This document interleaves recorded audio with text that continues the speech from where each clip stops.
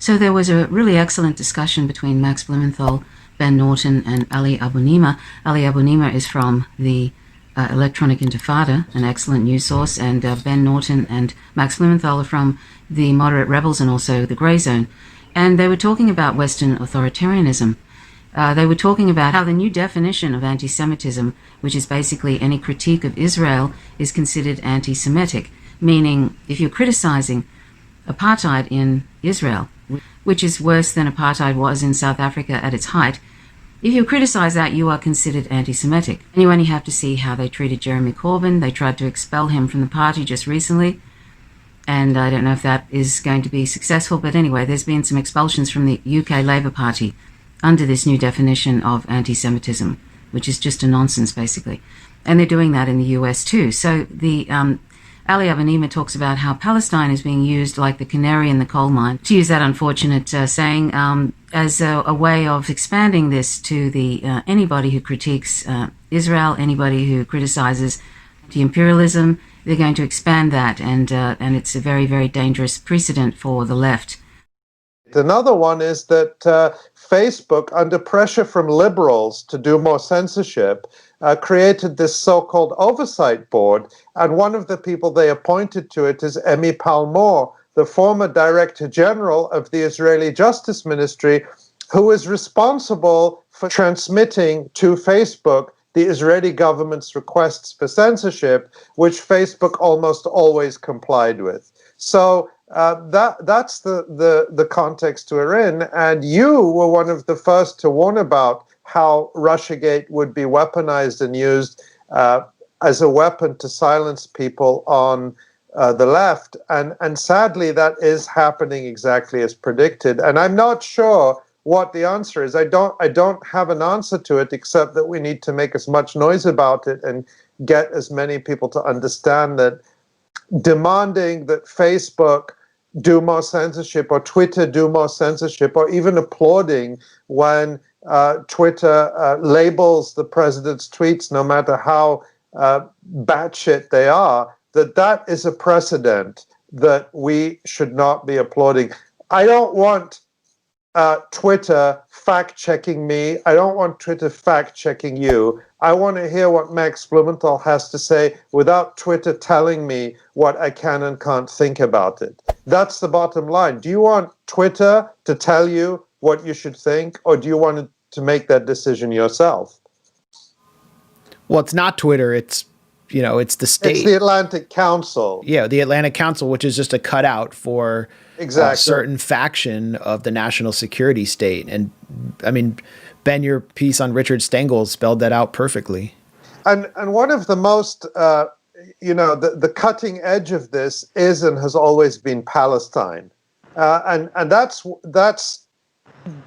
been apparent for a long time, but it's escalated with the effort to legislate, the effort that is being pushed by Israel and its lobby to legislate bogus, misleading, and politically motivated definitions of anti-Semitism that conflate, on the one hand, anti-Jewish bigotry with, on the other hand, criticism of Israel, its crimes against Palestinians, and its Zionist state ideology. This conflation is being legislated, and there is a huge effort. We're seeing it across the United States, Canada, across Europe, to legislate this so-called International Holocaust Remembrance Alliance working definition of anti-Semitism, and to either persuade or force social media companies into adopting it, so that, very soon, the kind of criticism, necessary criticism of Israel that we do may be banned on a lot of these platforms because it'll fall under this bogus definition of anti-Semitism. And the point is, these kinds of censorship policies are always tested on the weakest and most marginal groups, and then expanded to everyone else. And that's why censorship of Palestinians and discussion about Palestine has always been the canary in the coal mine, or the signal of what is coming for everyone else. Yeah, I mean, if you think about it, it's actually, I think, in an evil, sinister way, it's actually a really brilliant strategy. Because if you look at the fundamental crisis going on, not just in the United States, but in the European Union, within NATO, there's a fundamental systemic crisis going on economically, politically, socially. People are extremely unhappy. People do not support their governments across Western Europe and the US and Canada. And we constantly hear that there is this threat of disinformation because people are being misinformed, which really means that people are no longer believing mainstream corporate media because we've been lied to so much, and it's just so obvious after the Iraq War, lied to about Libya, about Syria, about so many things, about Russiagate. And people have just lost confidence in mainstream corporate media, in the government. So the national security state, Silicon Valley, the CIA, the FBI, all these institutions that make up the national security state, they have these meetings, I think, clearly, and they sit around and they talk about ways that they can try to regain trust in mainstream narratives and combat what they call misinformation. And they're clearly working on censoring alternative media outlets, information that challenges or anything that exposes anything that would be inconvenient to them. And what's interesting is that I think what Ali just said is absolutely hitting the nail on the head, is that Israel-Palestine for them is one of the most useful issues, and it's so perfect for them in so many ways because, one, it makes it so easy to criminalize opposition to their agenda.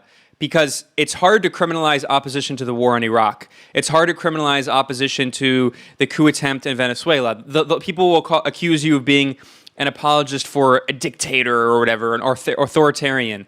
I mean, that's a ridiculous trope, but they've done it for a long time. But they can't call you a bigot. But if you criticize apartheid Israel of the blatantly racist, colonial, violent policies toward the indigenous Palestinian population, they can criminalize it. They can call you anti-Semitic. They can say you're a bigot. And what they can do is they can widen the dragnet and basically criminalize alternative media, criminalize opposition to war in general, criminalize the anti-war movement, criminalize anti-imperialism, because anyone who's consistent, who opposes racism, who opposes war, who opposes empire, they're going to support Palestine because Israel is clearly this colonial project. It's racist. It's an ethnocratic settler colony.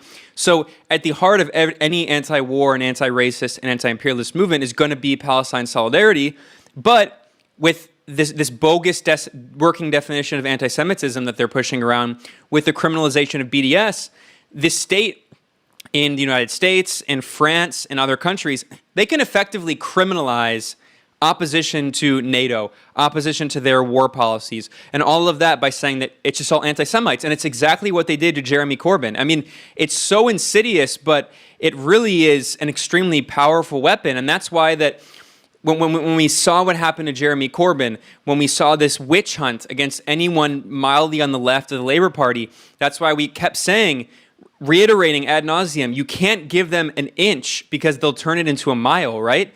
And that's exactly what they're continuing to do. And under the Biden administration, it's very clearly going to be the agenda once again.